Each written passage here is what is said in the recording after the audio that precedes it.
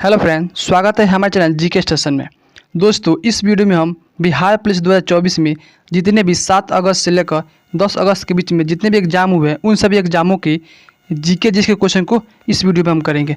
तो वीडियो को अंत तक जरूर देखिएगा और वीडियो अच्छा लगा तो वीडियो को लाइक और चैनल को सब्सक्राइब जरूर कीजिएगा। तो चलिए वीडियो को स्टार्ट करते हैं। तो पहला प्रश्न है, खट्टे फलों में कौन सा एसिड होता है? तो खट्टे फलों में आपका सार्टिक एसिड होता है। ठीक है, सार्टिक एसिड पाया जाता है खट्टे फलों में। आगे चलते हैं। दूसरा प्रश्न है, भारत में प्रधानमंत्री के ओहदे को क्या माना जाता है? भारत में प्रधानमंत्री के ओहदे को क्या माना जाता है? उन्हें माना जाता है कार्यकारी प्रमुख, यानी सभी कार्यों का उन्हें प्रमुख माना जाता है। ठीक है। तीसरा प्रश्न है, ताजमहल, बीबी का मकबरा, इम्ताद उल दौला किस चीज़ के स्मारक है? जो ये सभी स्मारक है यह मृत्यु व्यक्ति के स्मारक में बनाया गया था। ठीक है, मृत व्यक्ति के याद में इन सभी को बनाया गया था। ठीक है, आगे चलते हैं। तो चौथा प्रश्न है, सम्राट अशोक किसका उत्तराधिकारी था? सम्राट अशोक किसका उत्तराधिकारी था? वो था बिंदुसार का। ठीक है, और सम्राट अशोक किस वंश का था यह हमें कमेंट करके बताएं। ठीक है, आगे चलते हैं। तो पांचवा प्रश्न है, भारतीय संविधान को पहली बार कब संशोधित किया गया था? भारतीय संविधान को कब पहली बार संशोधित किया गया था? वो किया गया था 1950 में। कब? 1950 में पहली बार संशोधित किया गया था। ठीक है, आगे चलते हैं। तो छठा प्रश्न है, रॉबर्ट एक्ट को किस वर्ष लागू किया गया था? रॉबर्ट एक्ट को कब लागू किया गया था? वो किया गया था 1919 में। कब? 1919 में इसको लागू किया गया था। ठीक है, आगे बढ़ते हैं। तो सातवां प्रश्न है, महाराणा प्रताप बुलबुल किसे कहते थे? महाराणा प्रताप बुलबुल किसे कहते थे? वो अपने घोड़े को कहते थे। ठीक है, आगे चलते हैं। तो आठवां प्रश्न है, बॉक्सर इवांडर होलीफील्ड को किस नाम से जाना जाता है? तो इसे जाना जाता है द रियल डील के नाम से। ठीक है, आगे चलते हैं। तो नौवां प्रश्न है, सिंधु घाटी सभ्यता का बंदरगाह कहाँ पर था? सिंधु घाटी सभ्यता का बंदरगाह कहाँ पर स्थित था? वो था लोथल में। ठीक है, आगे चलते हैं। तो 10वां प्रश्न है, जैन धर्म में महावीर को क्या माना जाता है? जैन धर्म में महावीर को क्या माना जाता है? उन्हें वास्तविक संस्थापक माना जाता है। ठीक है, जैन धर्म का वास्तविक संस्थापक कौन थे? वो थे महावीर को माना जाता है। ठीक है, आगे चलते हैं। तो 11वां प्रश्न है, मगध के उत्थान के लिए निम्न में से कौन सा शासक उत्तरदायी है? यानी कि मगध के उत्थान में निम्नलिखित में से किन शासक का उत्तरदायित्व महत्वपूर्ण था? वो था बिंबिसार का। ठीक है, इनके शासनकाल में ही मगध का उत्थान किया गया था। ठीक है, आगे बढ़ते हैं। तो 12वां प्रश्न है, इसरो के हेडक्वार्टर्स कहाँ है? इसरो का मुख्यालय कहाँ स्थित है? वो आपको बेंगलोर में है। ठीक है, आगे चलते हैं। तो 13वां प्रश्न है, संसद में कौन से 2 हाउसेस हैं? संसद में कौन से 2 हाउसेस हैं? एक है लोकसभा और दूसरा है राज्यसभा। ठीक है, लोकसभा और राज्यसभा मिलकर ही संसद को बनाया जाता है। ठीक है, आगे चलते हैं। तो 14वां प्रश्न है, रामायण के लेखक कौन थे? रामायण के लेखक कौन थे? वो थे वाल्मीकि। ठीक है, कौन थे? वाल्मीकि। और हमें यह कमेंट करके बताएं कि महाभारत के लेखक कौन है? ठीक है, ये भी कमेंट करके बताएं। आगे चलते हैं। तो 15वां प्रश्न है, भारत में ब्लू सिटी के नाम से किस शहर को जाना जाता है? तो ब्लू सिटी के नाम से जोधपुर को जाना जाता है। और पिंक सिटी के नाम से क्या जाना जाता है?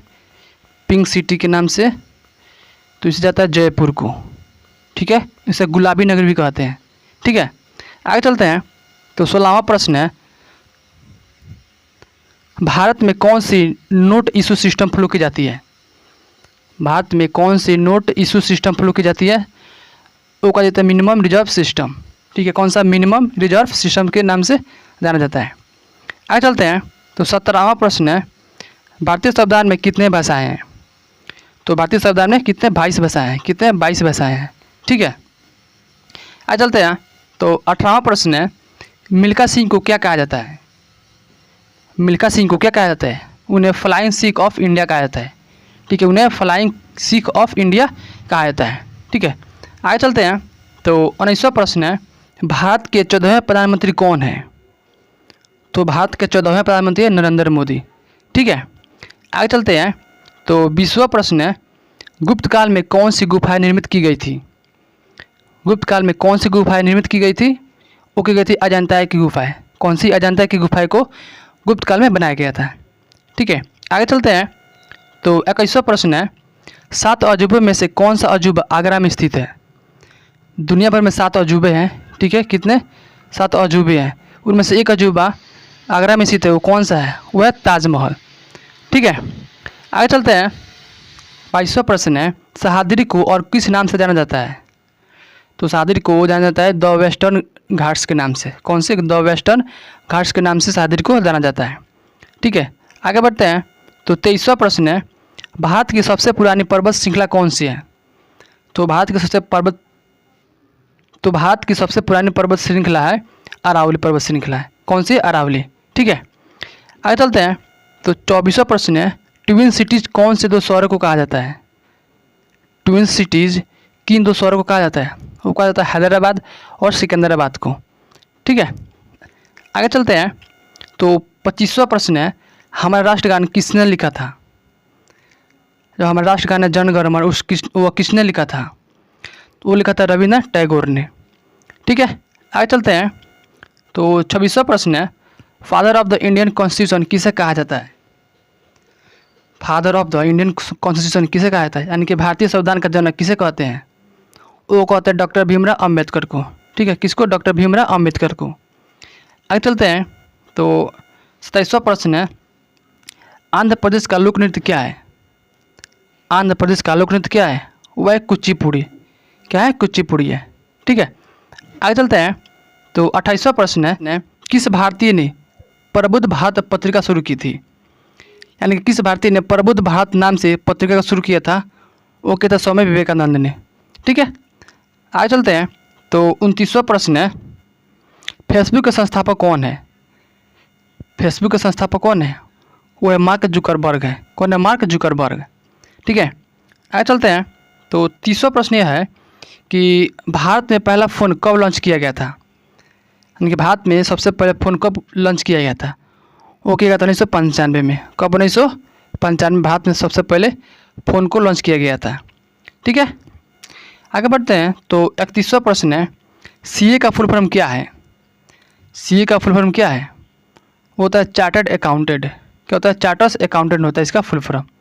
ठीक है, आगे बढ़ते हैं। तो 32वां प्रश्न है और ये अंतिम प्रश्न भी है, भारत में लाइसेंस प्राप्त करने की आयु क्या है?